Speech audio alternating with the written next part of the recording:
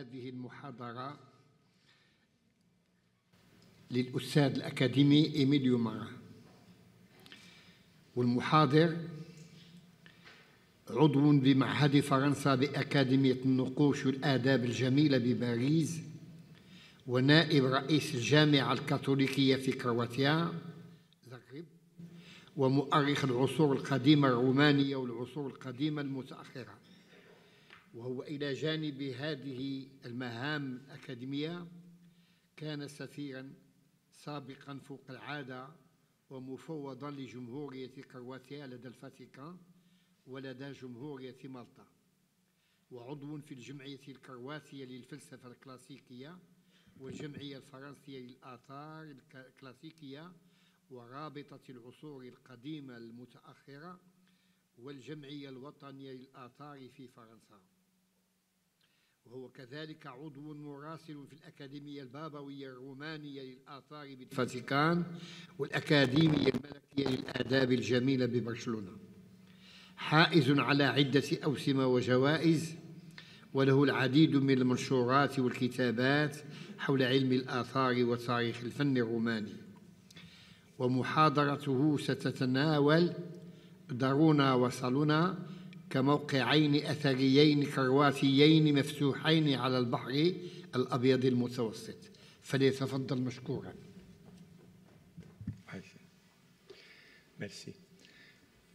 Monsieur le Président de séance, Madame l'Ambassadeur, je suis très fier de parler devant cette grande audience, Mesdames et Messieurs, ce soir dans l'Académie, sous cette coupole magnifique de l'Académie royale du Maroc.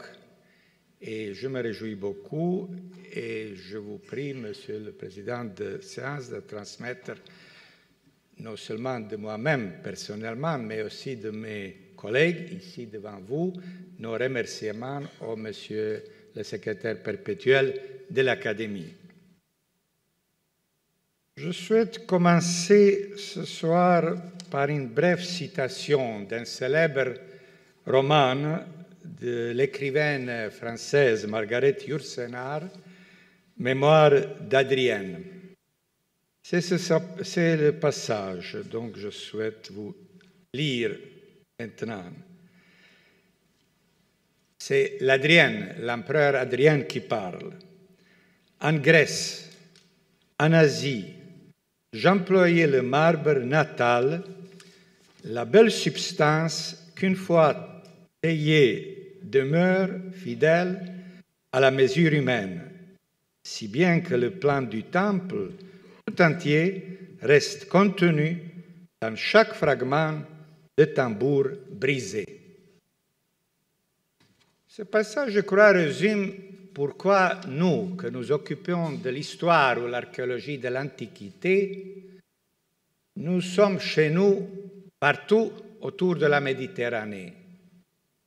Parce que les pays d'où je viens, et qui étaient tout à l'heure présentés par Madame l'Ambassadeur, et votre pays, nous sommes autour de la Méditerranée. Nous sommes sur l'Adriatique, qui est en effet la partie la plus extrême nord de la Méditerranée. Vous êtes dans votre coin de la Méditerranée et nous avons partagé pendant plusieurs siècles le même système, la même civilisation à l'époque romaine. Et c'est pour ça que si je choisis ces deux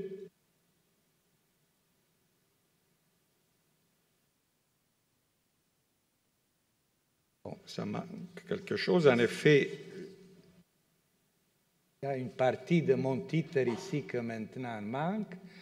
La première partie du titre, qui était comme était publié dans le programme, c'est Narona et Salona, deux sites archéologiques croates ouverts sur la Méditerranée, et la présence de Saint Jérôme en Dalmatie romaine. Et j'ai consacré ces quelques mots en visant deux jubilés que nous allons fêter dans cette année. C'est un jubilé, disons, local, 200 ans de la fondation du musée archéologique de Split, et un jubilé global, 1600 ans de la mort de Hieronymus, docteur de l'Église et protecteur des traducteurs. C'est la Dalmatie à l'époque romaine, en effet la partie méditerranéenne ou adriatique, si vous voulez, de la Croatie actuelle, et vous avez à peu près au milieu de la côte adriatique orientale la ville de Split.